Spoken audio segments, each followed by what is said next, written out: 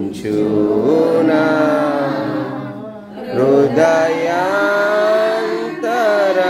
హృదయాంతరంగమున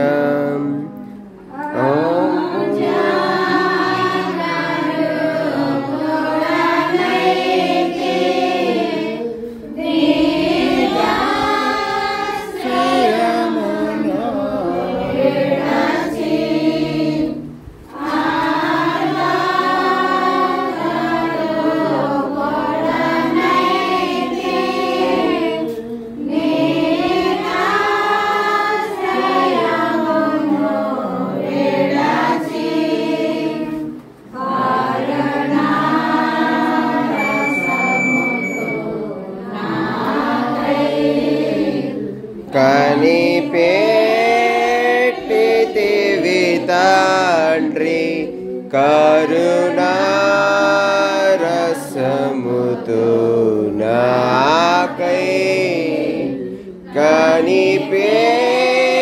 కనిపెట్టితివి తండ్రి ప్రియా యేసు నిర్మించితివి ప్రియమారణ హృదయం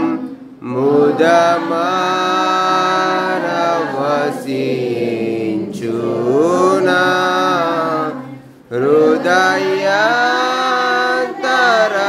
హృదయాంతరంగమున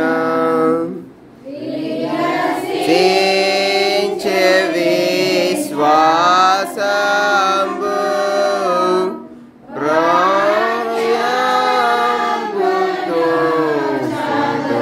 వగనిం వికచించె విశ్వాసంబు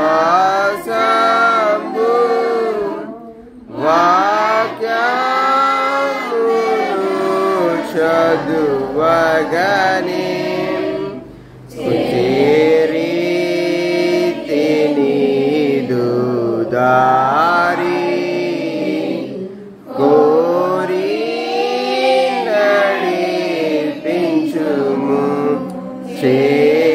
చేరీతి నీదు దారి కోరి నడిపించుము ప్రియా యేసు నిర్మించితివి ప్రియమారణ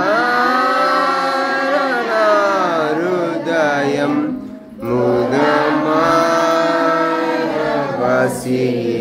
ముదమారవసించునా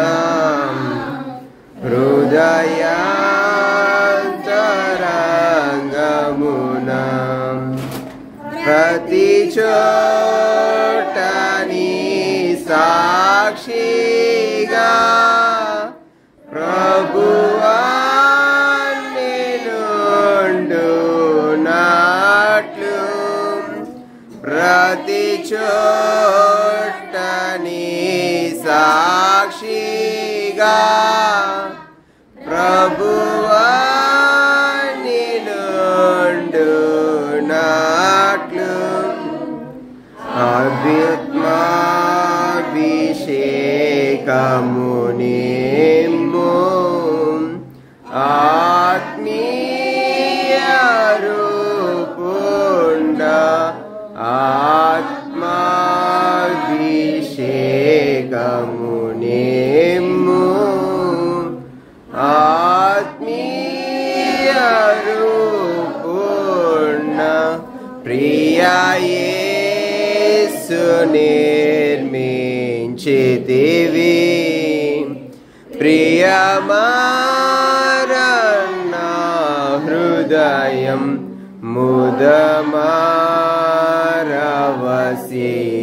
ముదమారవసించునా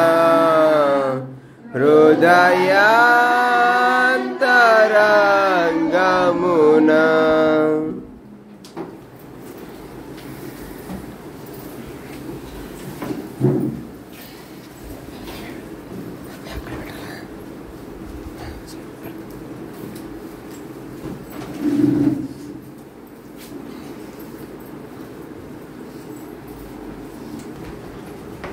మొదటి వచనం, యెహోవాను స్తుతించుడి,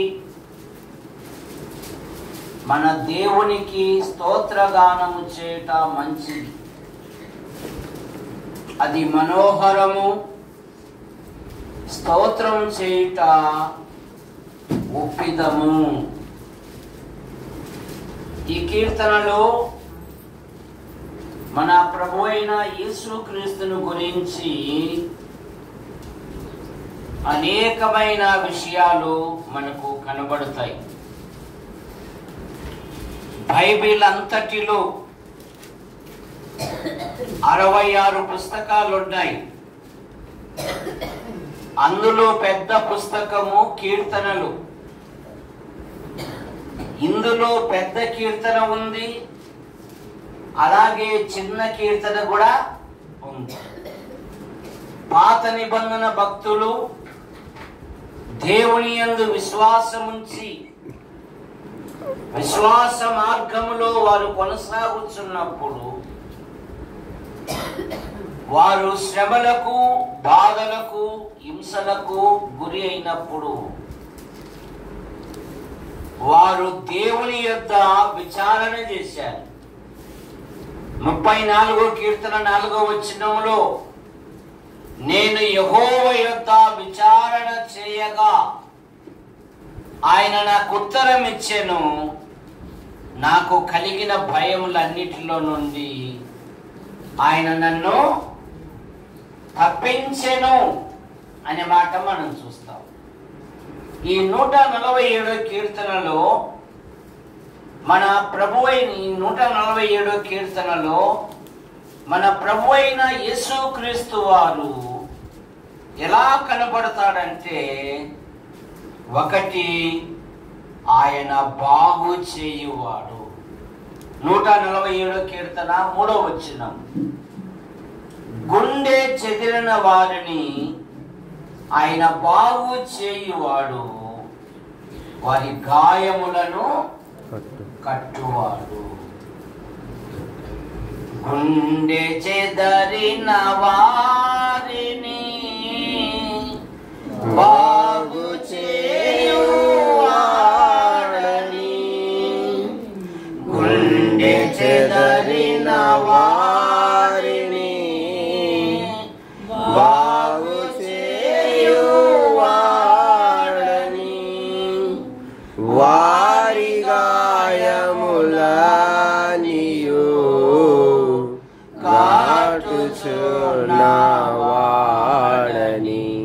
దేవునికి స్తోత్రము గానము చేయుటయే మంచిది, మనమందరము స్తుతి గానము చేయుటయే మంచిది. మన ప్రభు అయిన యేసుక్రీస్తు వారు ఆయన ఈ లోకములో ఉన్నప్పుడు అనేకులను బాగు చేశాడు, అందులకు చూపునిచ్చాడు, అంగహీనులను బాగు చేశాడు, చనిపోయిన వారిని సజీవులుగా లేపాడు, ఆకలితో ఉన్న వారికి ఆహారం అనుగ్రహించాడు. అందుకే 41వ కీర్తన 3వ వచనములో చదువుజాను. 41వ కీర్తన 3వ వచనం, 41:3, యెహోవా నా నోటికి కావలించుము, నా పెదవుల ద్వారము కాపు పెట్టుము, పాపము చేయు వారితో కూడా నేను దుర్నీత కార్యములు. 41:3 ఏమనుంది? రోగశయ్య మీద యెహోవా వానిని ఆదరించును, రోగము కలగగా నీవే వానిని స్వస్థపరచుదువు. 41వ కీర్తన 3వ వచనం ఏమంటున్నాడు? రోగశయ్య మీద, వాడు బలహీనతలతో జబ్బులతో పడి ఉండగా వానిని ఆదరించుచున్నావు. రోగము కలగగా యెహోవా వానిని నీవే స్వస్థపరచుచున్నావు. హిజ్కియా యెషయా ప్రవక్తతో కబురు పంపాడు, నీ ఇల్లు చక్కబెట్టుకో, భూమి మీద నీ నూకలు చెల్లినవి అన్నప్పుడు, రాజు కదా, అధికారం ఉంది కదా, నా మరణ వార్త నువ్వు చెప్తావా అని కత్తి తీసుకోలేదు కానీ కన్నీళ్లు పెట్టుకున్నాడు. యెహోవా నా ప్రభువా, నీ సన్నిధిలో నేనెట్లు ప్రవర్తించి తినో ఒక్కసారి నన్ను జ్ఞాపకము చేసుకో. 2 రాజుల గ్రంథం 20వ అధ్యాయం. ఈయన ప్రిస్కిల్లా తమ్మ నువ్వు చదువు. ఎవరికి ఏంది? 41వ కీర్తన 3వ వచనం. నువ్వేం 40 పట్టుకున్నావు? నేను చెప్పేది 2 రాజుల గ్రంథం 20వ అధ్యాయము.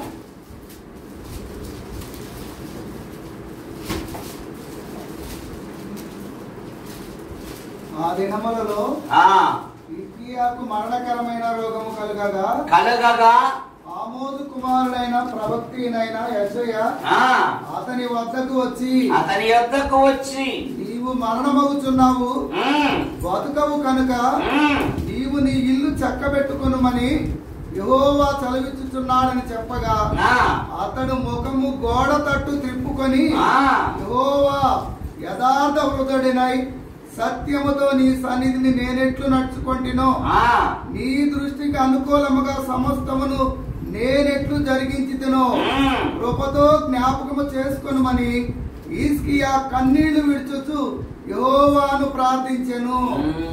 బైబిల్ ఏం చెప్తుంది? మీలో ఎవరైనా రోగి అయి ఉన్నాడా? దిగులు పెట్టుకోమన్నాడా? కన్నీళ్లు పెట్టుకోమన్నాడా? ఏడ్చమన్నాడా? ఏం చేయాలి? ప్రార్థన చేయాలి. మీరు ఎవరైనా రోగి అయి ఉన్నాడు, ప్రార్థన. హిజ్కియా రుబాబు చేయలేదు కానీ నీ సన్నిధిలో నేనెట్లు ప్రవర్తించి తినో ఒక్కసారి నన్ను జ్ఞాపకం చేసుకో అన్నాడు. ఏ నోటితో మరణ వార్తను పంపాడో దేవుడు అదే నోటితో శుభవార్త పంపుతూ ఉన్నాడు. యెషయా నువ్వు మరణ రాజు యొద్దకు వెళ్ళి, అతడు కన్నీళ్లు గార్చాడయ్యా, నా హృదయం పశ్చాత్తాపంతో ఉండిపోయింది, అతను బాగు చేస్తున్నాను, అతను ఇంకా 15 సంవత్సరములు ఆయుష్ ఇచ్చేదను, అతను ఉన్నంత వరకు యెరూషలేము మీదికి ఏ శత్రువు కూడా రాడు. ఏం చేశాడు హిజ్కియా? కన్నీళ్లు గార్చాడు, ప్రభుని అడిగాడు, దయతో ఒక్కసారి నన్ను జ్ఞాపకం చేసుకో, నీ సన్నిధిలో నేనెట్లు ప్రవర్తించి తినో, నాకు ఇచ్చిన అధికారమును ఏ విధంగా నేను జరిగించి తినో.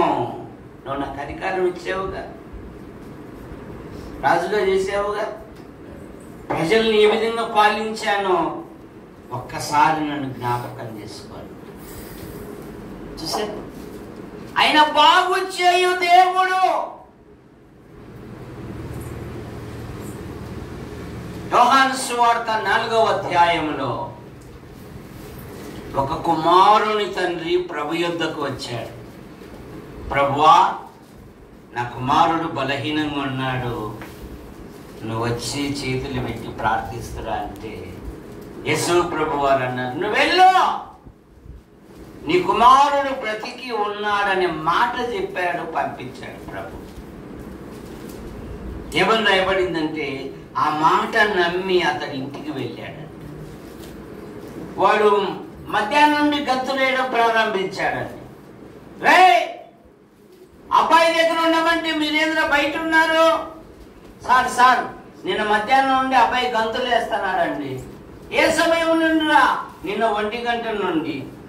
యేసు తనతో చెప్పిన గంట అదే అని తెలుసుకొని అతడును అతని ఇంటి వారును ప్రభు అయిన యేసుక్రీస్తునందు విశ్వాసముంచిరనే మాట మనం చూస్తాం. ఎందుకంటే 107వ కీర్తన 20వ వచనంలో ఏముందంటే, ఆయన తన వాక్కును పంపి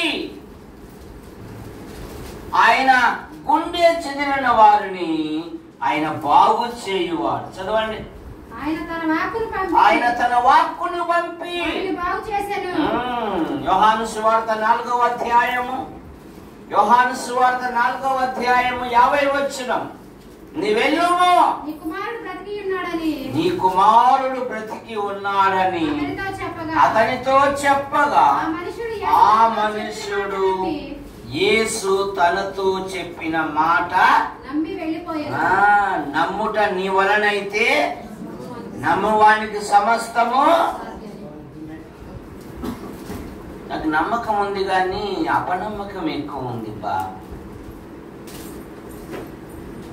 కట్టుపల్లి యోహాన అంకుల్ ఈ విధంగా నేర్పించాడు. ఆయన ఆజానుభావం. మోకాళ్ళుంటే కొన్ని గంటలు కన్నీళ్లు గడుస్తాడు.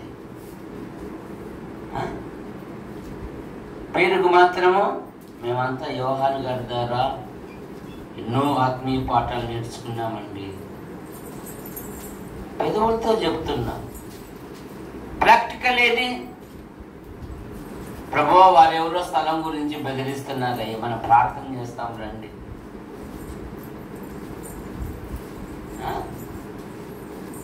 ఎవడైనను దేవుని ఆలయము పాడు చేసిన ఎడలా దేవుడు వానిని పాడు.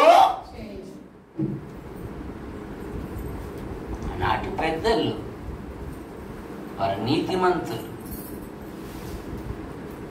ఎక్కడే గాని పొరపరచలేని జీవితం జీవించారు.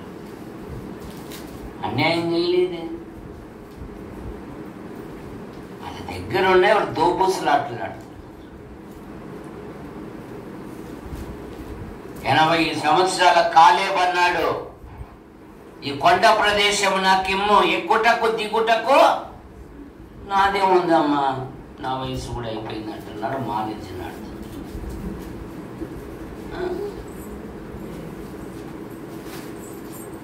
మీరు ఎవరికైనా శ్రమ కలిగేనా అతడు ప్రార్థన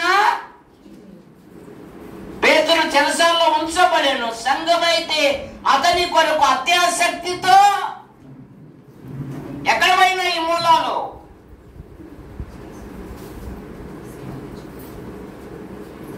నేనేం చెప్పలేనమ్మా. ప్రార్థించాలి, ప్రార్థనలో పోరాడాలి. దేవుడు అద్భుతమైన సహాయం చేస్తాడు. హిజ్కియా కన్నీళ్లు కార్చాడు, ఆరోగ్యం ఇచ్చాడు, ఆయువునిచ్చాడు, గొప్ప కాపుదల ఇచ్చాడు దేవుడు. పేతురు చెరసాలలో ఉంచబడితే సంఘమైతే అతని కొరకు అత్యాసక్తితో ప్రార్థన. ఇప్పుడంతా రాబందులు గద్దలు బయలుదేరారు. ఎలాగైనా అని లోకములో ఎక్కడైనా ఆట ఆడచ్చు కానీ దైవిక విషయాలలో ఆట ఆడకూడదు. గుర్తుపెట్టుకోండి. నాకు తెలిసిన ఒక కుటుంబం ఇట్లాగే ఆట ఆడింది. వారు ఆ ఊర్లే కూడా వచ్చేకి లేదు, దేశాంతరంలో ఉన్నారు. రాజకీయం చేశారు, దేవుని మందిరంలో దేశాల పాలయ్యారు. జాగ్రత్త. ఆయన బాగు చేయువాడు, ఆయన స్వస్థపరచువాడు. ఆయన తన వాక్కును పంపి వారు పడిన గుంటలో నుండి ఆయన లేవనెత్తు దేవుడు, ఆయన బాగు చేయు దేవుడు. మొదటి మాట రెండవ మాట 147వ కీర్తనలోని 6వ వచనం. 147వ కీర్తన 6వ వచనం. యెహోవా దీనులను లేవనెత్తువాడు, ఆయన నేలను కూల్చువాడు. ఎంతో అతిశయపడ్డాడు లూసిఫర్. సభాపర్వతం ఎక్కుతును, మహోన్నతుడు నన్ను నేను సమానునిగా చేసుకొందును అన్నాడు యెషయా గ్రంథం 14లో. తేజో నక్షత్రమా, వేకువ చుక్క, నువ్వెట్లు ఆకాశము నుండి నేల మట్టుకు పడ్డావు అంటాడు. ఎందుకో అతిశయమా? భక్తిహీనులను ఆయన నేలను కూల్చే దేవుడు. మనిషి తలంచుకుంటే కాదు, దేవుడు తలంచుకుంటే. రాజు కూడా ఏం తినిపించాడు చెప్పు జాన్? పరోటా తినిపించాడా? పరోటా కాదయ్యా, గడ్డి తినిపించాడు. ఏం తినిపించాడు? గడ్డి తినిపించాడు. దేవుడు తలంచుకుంటే బిలాము ప్రవక్తకు బుద్ధి కలిగించడానికి ఏది మాట్లాడింది? ఏనుగు మాట్లాడిందే, దున్నపోతు మాట్లాడిందే? మోసే ఏది మాట్లాడింది చెప్పు? ఏనుగు మాట్లాడిందే, దున్నపోతు మాట్లాడిందా? దేనికి నోరిచ్చాడు దేవుడు?